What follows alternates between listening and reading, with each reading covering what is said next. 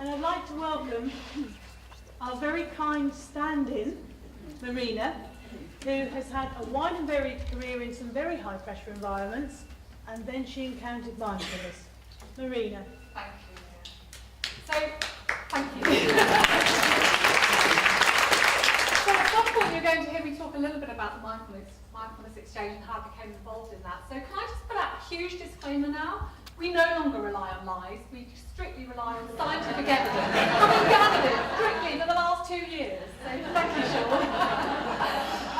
So a little bit about me. You know, why is it relevant to listen to how I use mindfulness and what I've learned from it? So I spent the first half of my career life, if you like, what I now call my first career, as a classic 80s child. So unlike Kareem, I had nowhere near as an exciting evolution into the world. I went to university, I was a great student, I qualified with an honours degree in marketing and business studies, and I went into ICL and I did the 2-year graduate programme and I shone through that, and then I moved into IT sales. And then I had, Jeremy talked about a 5-year plan, I had a 10-year plan, and I was well on track with that, thank you very much. I exceeded my performance targets every quarter, and so on and so on. And then arrived the early 30s, and I thought, well, I'm at the top of my game now, what do I do now? I kind of set my goals. But of course I was earning huge amounts of money. I was currently working with KPMG Consulting, breaking into e-commerce. Anyone remember the days when we didn't have online interactions with our clients? If anyone here is from Centrica, we were pioneering the use of the first ever online system within Centrica. This was great stuff. And so I got to about my mid-30s and I thought, well, what do I do now? So I started to experiment. I became a business angel for a company in Covent Garden, as well as doing my day job, which meant travelling around the world. And I did all sorts of other things. I learned to play piano, and so on and so on. And then I hit my late 30s, early 40s, and then it all went horribly wrong. All sorts of life events kicked in, things I had never expected. Best friend from school fell down the stairs at a pizza restaurant and died. Another friend got cancer. Discovered I couldn't have children. Got married. I'm very happily married, I might add, but for a hugely pioneering, independent woman like me, that was a big change. Took on 3 stepsons. There are all sorts of other things I'm not going to bore you with because it will turn into an Oprah show, and that's partly why I've got these to keep me on track. So my point, though, is that I crashed and burned. I was currently working for IBM UK. I decided I'd move into HR. The director that hired me into IBM, whom I'd worked with before, said, of course I'll let you move into HR, but we just want one big account to be cracked. Well, a year later I cracked it, and he was like, seriously? You really want to move into HR from sales? Yep.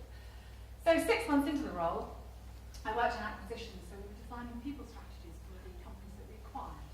And 6 months into the role, I had a complete burnout. This pressure of coping with all my life events, and the job, and everything else that was going on, because I was already burnt out, caused me to go supremely into depression. I've been badly depressed for about 3 months. My husband was getting fed up with me every Monday morning, just literally not wanting to get out of the covers from under my bed. Now this is somebody, who has led the most flourished, amazing life. In my 20s I used to say to people, how can you all moan about Monday morning? I love my work, I love my job. What's all that about? So there we are. I go to the doctor, I'm in tears. I was hugely unprofessional by refusing to go to a strategic presentation up in Manchester that Tuesday where they needed somebody to lead the HR strategy piece for a major outsourcing bid. And I went to the doctor instead, and that started off 6 months of being off work. And that's when I discovered mindfulness. So the girl who used to go to spin classes and aqua aerobics and all the other hardcore stuff could just about drag herself along to the gym and rock up with some very gentle yoga. It was probably the only thing I ever did to get out of the house. And what I started to discover was that actually I felt really grounded after a yoga class. And it was very gentle yoga, it was a lot of meditating. And that's when I started to realise it was meditation that really helped me out. And then I won't bore you with how it came to be that I came across mindfulness meditation. And I thought I'd like to learn more about this. I had the great fortune of going to some training with John Kabat-Zinn, where I met Professor Mark Williams. And despite wanting to leave behind all my corporate world, Mark offered me a position on the board of the Oxford Mindfulness Centre doing business development to take mindfulness into the workplace. In exchange, I'll train you up, you don't need to do the masters, we'll do it all for you here, and you'll be a fully qualified mindfulness-based cognitive therapy teacher. Wow, who can say no to that? So that's how I discovered mindfulness. That's how I've come to be a mindfulness-based cognitive therapy teacher at the Oxford Mindfulness Centre. But more importantly for me now, 2 years on with Mark Leonard over there, we carried on the work that was initiated by Oxford University, who decided they wanted to withdraw from the workplace sector. And we now pioneer the use of evidence-based mindfulness training rather than therapy in the workplace. I'm sure it's giving you an example of that. So, what have I learned? I have to refer to my notes now. That knowing how my mind works from moment to moment, which I've developed through mindfulness training, gives me choice. That you have to practice it, just like an athlete has to practice running, or a pianist has to keep practicing on the keyboard. That managing my attention and awareness is more important than managing my to-do list. And the myths. We talked earlier about this In Search of Excellence book, how we all thought that was the mantra for how one should perform effectively in the workplace. Well, you know, my mantras used to be that lunch was for wins. No more. Forget bonfire the boundaries. Lunch and taking care of myself is critically important for my performance. And mindfulness is what keeps me going now. That being always on is not at all clever. And that multitasking and technology means I can't be in the flow, which means I can't enjoy my interactions with people or with the task at hand. And that multitasking actually makes me stressed out and frustrated. So I thought I'd give you just a tiny little bit of insight into what some of our clients have told us, how mindfulness helps them as well. This is what they've learned. Keeping a cool head to be able to influence the behaviours of others around you. How many times have we wished our hot button didn't get hit? I'm much more effective now, knowing what I'm thinking, what I'm feeling, what my body is informing me about in terms of my stress levels, and therefore how I'm likely to behave. And when I can take all of that information into my behaviour, the hot button doesn't always get hit. Of course I'm not perfect, and of course often it still does, but sometimes now it doesn't, and that's great. The emotional intelligence that I've developed as a consequence of knowing how my mind works is hugely important for relationships. And as a former person involved in business development and selling, I'm acutely aware of just how critically important relationship management is. We can spend an awful lot of our life repairing damaged relationships.